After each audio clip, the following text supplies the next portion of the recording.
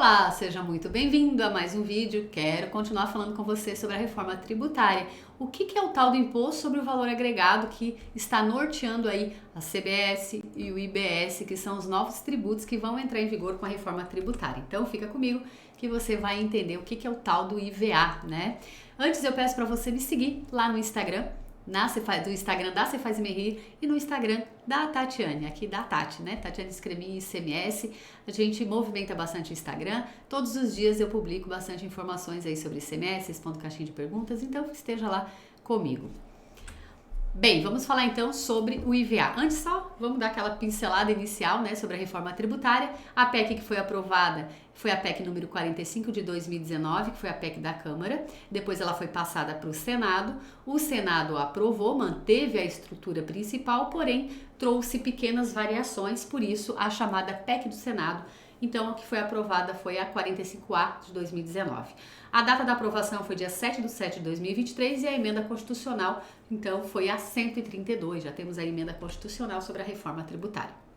Então, o novo modelo de tributação do Brasil é o seguinte: o ICMS, que é o imposto estadual e distrital, e o ISS, que é o imposto de competência municipal e distrital, eles serão extintos e serão substituídos pelo IBS, competência compartilhada entre estados, municípios e Distrito Federal.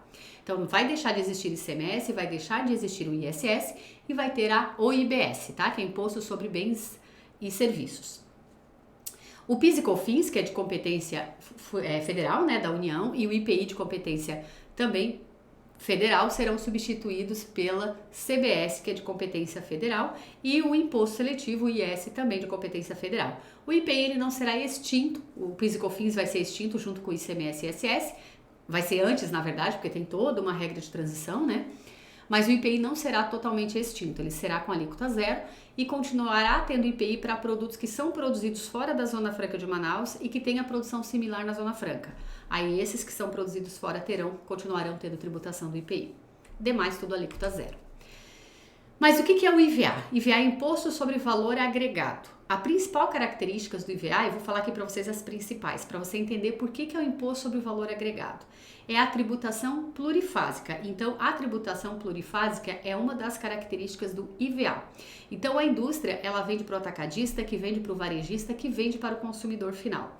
Nesse tipo de tributação, que é o que vai acontecer com a CBS e com o IBS, todas as etapas da cadeia produtiva, elas vão sofrer a tributação. Então, a indústria, ao vender para o atacadista, distribuidor vai tributar, o atacadista, distribuidor, ao vender para o comércio, vai tributar, o comércio, ao vender para o consumidor final, vai tributar. Então, todas as etapas de venda, de saídas, né, digamos assim, serão tributadas. Então, a primeira característica do IVA é essa tributação plurifásica. A monofásica é quando a tributação ocorre uma única vez, como ocorre, por exemplo, com o ICMS do combustível, né? Que é a tributação monofásica, acontece uma vez e depois não se tributa mais. Não é assim que vai funcionar o CBS e a CBS e o IBS. Na maioria dos casos, que tem exceção para variar, né? Mas a tributação, em regra, para a grande maioria dos produtos, é plurifásica. Todas as saídas serão tributadas. Menor sonegação. Por que menor sonegação? Porque a tributação, ela ocorre em todas as etapas. Então, o fisco ele pode até perder a arrecadação de alguma etapa, mas ele não perde de todas. Então, o que a gente chama de modelo europeu. No modelo americano, só para você, né, entender bem o porquê que é uma menor sonegação aqui pelo IVA, no modelo americano, a tributação ocorre na última etapa somente, ou seja, quando o comércio vende para o consumidor final. E aí acontece uma sonegação enorme. Se esse modelo fosse colocado no Brasil, né, vocês que trabalham no escritório de contabilidade e atendem clientes de vários locais, sabem melhor que eu, né, que tem empresas que fazem tudo certo, mas tem empresas que não, né, que não emitem nota, que não tributa, que enfim, que é um caos. Então imagine no Brasil se ia funcionar um modelo em que a única tributação ocorreria na venda ao consumidor final. É claro que não ia acontecer.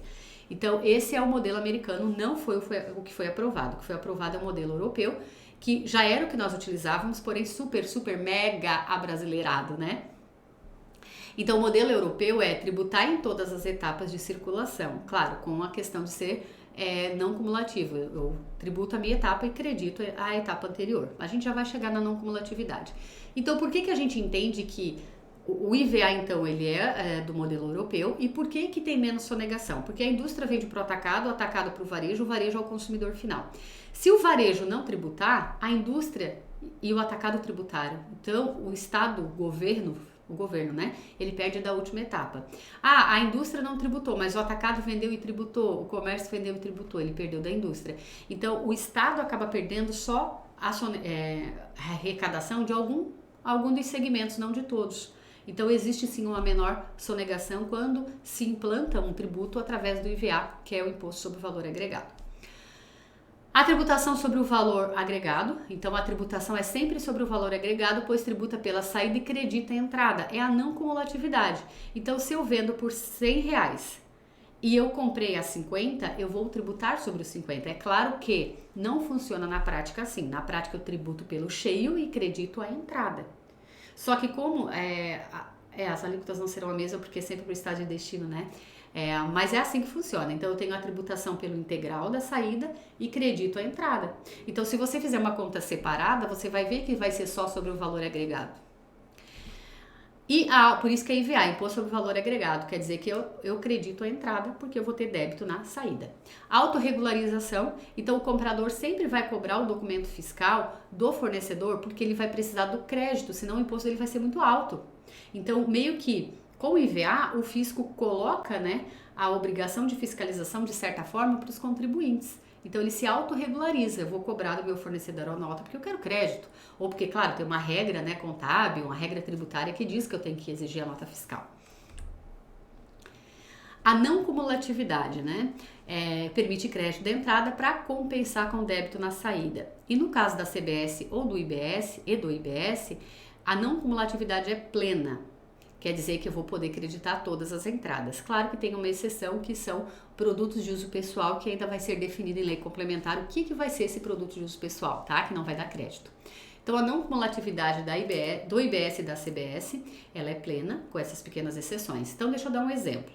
E aí você vai entender bem direitinho o que é o valor agregado. Vamos supor que eu comprei por 1.200 e veio um IVA de 18% para o estado e 3% para o município. Então, deu 21%, né? Então, 1.200 vezes 21% deu R$252. Esse foi o que o meu fornecedor destacou no documento dele e é o que eu vou creditar. Eu vendo por 1.800. E vamos supor que, nesse caso, o IVA também é 18 mais 3. Deu 21 também. Então, deu 378. O IBS que eu vou pagar é R$126, que é o 378 menos 252. Então, por que a tributação é sobre o valor agregado? Porque se eu pegar 1.800, que é o meu preço de venda, e eu descontar 1.200, que é o meu preço de compra, eu tenho R$600. Se eu aplicar 21%, que é o 18 mais 3, sobre 600, eu tenho 126. Tá vendo?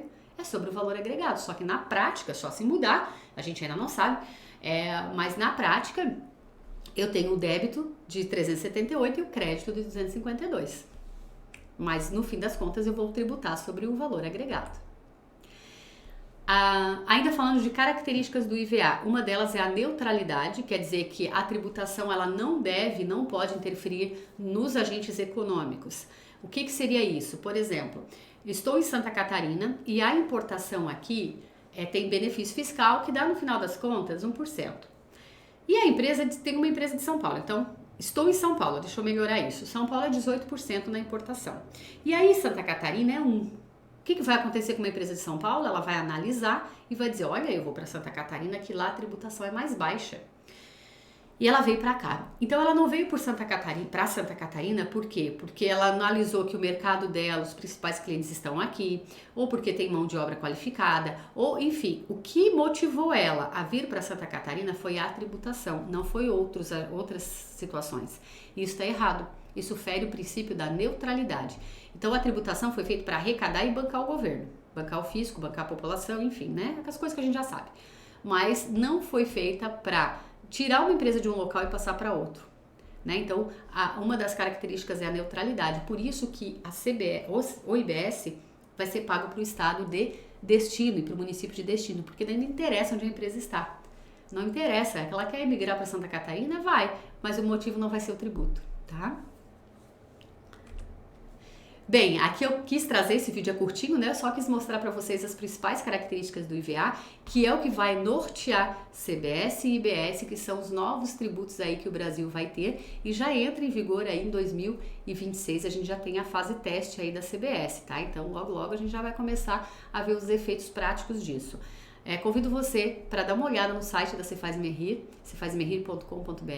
É uma plataforma de educação tributária, de cursos, de aulas, funciona igual a Netflix, só que na área tributária e na área de contabilidade. Ela foi feita para capacitação, para aperfeiçoar os profissionais da área de contabilidade, da área tributária e capacitar a equipe, os profissionais e também uma grande caixa de ferramenta para você fazer as consultas quando tem alguma situação que você precisa entender. Tem a aula lá para você assistir. Toda semana entra uma aula nova, tá? E cursos. Quando a gente vai analisando a situação, a gente vai colocando o curso. Por exemplo, agora da reforma tributária, nós temos o curso completo do que a gente tem até o momento dentro da Cefaz Merrir, tá?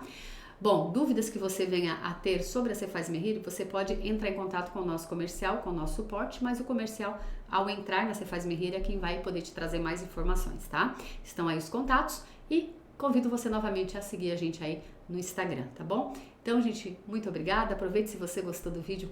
Curte, comente, né? E vamos movimentar aí o YouTube para trazer cada vez mais informações aí da área tributária para vocês. Então, muito obrigada e até a próxima.